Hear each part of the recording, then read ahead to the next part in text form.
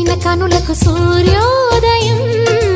అటు ఇటు తిరుగుతూ అలిసిన మనసుకు చంద్రోదయం, రెండు కలిసి ఒకసారి